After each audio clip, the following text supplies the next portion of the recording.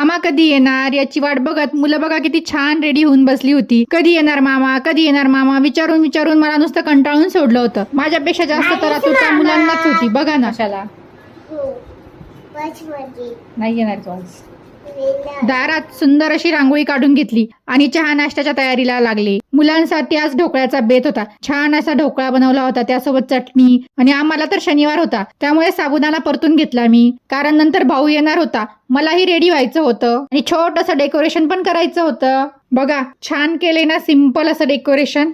तेवढ्यात भाऊ पण आला. मग काय, ओवाळणीसाठी ताट तयार केले. मीही बघा छान अशी रेडी झाले. कशी दिसते मी? वर्षी काही माझा भाऊ येत नाही, त्याला यायला जमतही नाही, किंवा मलाही मुलांमुळे नाही जमत जायला. दोन्ही मुलांना घेऊन इतक्या लांब 2 दिवसासाठी जायला नाही जमत. तर मी दरवर्षी गणपती बाप्पाला आणि बाळकृष्णाला राखी बांधते आणि केंद्रातही जाते स्वामी समर्थ महाराजांना राखी बांधायला संध्याकाळी. यावर्षी त्याचंही काम होतं इकडे. रक्षाबंधनही होईल म्हटलं तर आला होता तो. मला तर आनंद झालाच होता, पण माझ्यापेक्षा जास्त त्याच्या भाच्यांना आनंद झाला होता.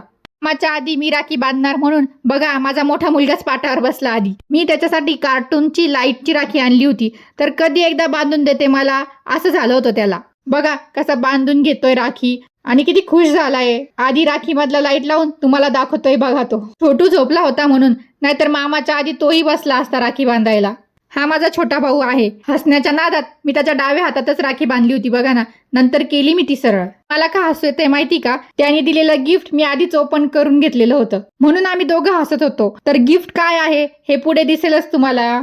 माझ्यासाठी हेल्पफुल असं गिफ्ट आणलं होतं. तर बघा मला व्हिडिओ काढण्यासाठी मोबाईल कुठे ठेवू हा प्रश्न पडायचा. हातात मोबाईल घेऊन शूट केलं की व्हिडिओमध्ये सगळ्या गोष्टी व्यवस्थित येत नव्हत्या. तर रेसिपी शूट करताना तर अक्षरशः मला तेलाच्या तुपाच्या फोडणीचे चटके बसायचे. त्यासाठी त्याने मला हा ट्रायपॉड गिफ्ट केला होता. मीही घेणार होते ट्रायपॉड, पण थोडं थांबून, कारण अजून तर सुरुवात आहे आणि त्यात हेच पाहिजे तेच पाहिजे असं करणं काही मला पटत नव्हतं. म्हणून मी अजून ट्रायपॉड किंवा माईक नव्हता घेतला. पण भावाला बघा ना, बहिणीची किती काळजी न सांगता घेऊन आलाय आहे. आमचं डिस्कशन पण नव्हतं झालं यावर काही. आणि एक असा खंबीर सपोर्ट पण की कर आता तू जे तू करते आहे ते छान आहे आणि पुढे जा यामध्ये. असा साजरा केला आम्ही आमचा रक्षाबंधनचा सण. आणि हो, रक्षाबंधन स्पेशल काय मेनू होता त्याचा ब्लॉग लवकरच येणार आहे. So stay tune. बाय.